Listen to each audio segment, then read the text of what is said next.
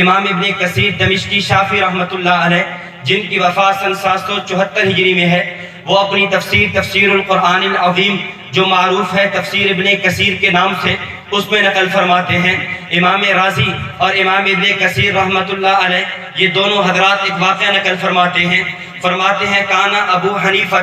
سیفا علی الدہریہ، امام اعظم ابو حنیفہ رحمۃ اللہ علیہ جس طرح بہت عمل میں بہت آگے تھے، اسی طرح علم الکلام کے بھی امام تھے۔ مختلف فرقہ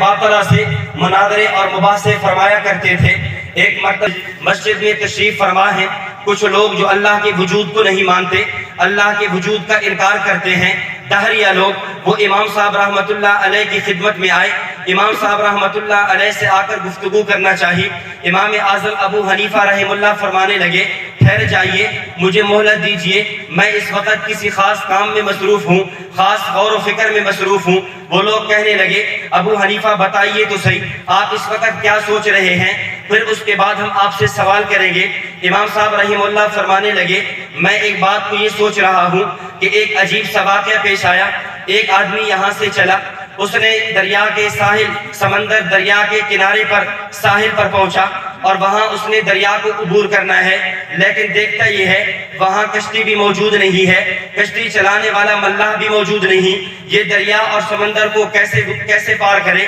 چنانچہ وہ وہاں پہنچا اور دیکھتا کیا ہے، اچانک خود بخود درخت کٹنے شروع ہو جاتے ہیں، خود بخود کشتی بن جاتی ہے، پھر یہ کشتی بغیر ملاح کے چلنا شروع ہو جاتی ہے۔ امام اعظم ابو حنیفہ رحمہ اللہ نے جب یہ بات بیان کی تو وہ لوگ کہنے لگے، ابو حنیفہ آپ کتنے عجیب آدمی ہیں، مسلمان آپ کی پیروی کرتے ہیں، آپ کی تقلید کرتے ہیں، آپ کو اپنا امام اور مقتدا اور پیشوا سمجھتے ہیں، اتنی سی بات آپ کو سمجھ نہیں آ رہی کہ بھلا بغیر بنانے والے کے کشتی بن کیسے سکتی ہے، بغیر چلانے والے کے کشتی چل کیسے سکتی ہے؟ تو امام صاحب رحمۃ اللہ علیہ فرمانے لگے، اگر بغیر بنانے والے کے کشتی بن نہیں سکتی، بغیر چلانے والے کے کشتی چل نہیں سکتی، تو سوال یہ ہے یہ ساری کائنات بغیر بنانے والے کے بنی کیسی ہے، ساری کائنات بغیر چلانے والے کے چلی کیسے ہے؟ جب امام اعظم ابو حنیفہ رحمہ اللہ نے یہ دلیل بیان کی، علامہ ابن کثیر رحمۃ اللہ علیہ فرماتے ہیں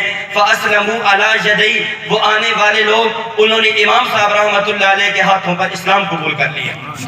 جرأت کا نام ہے دیوبند والے، عالی مقام ہے دیوبند والے کا نام ہے دیوبند والے، عالی مقام ہے دیوبند والے۔ دنیا میں عام کر گئے کفری طاقتوں کا پہیا جو جام کر گئے، کفری طاقتوں کا پہیا جو جام کر گئے، ان کے غلام ہیں دیوبند والے،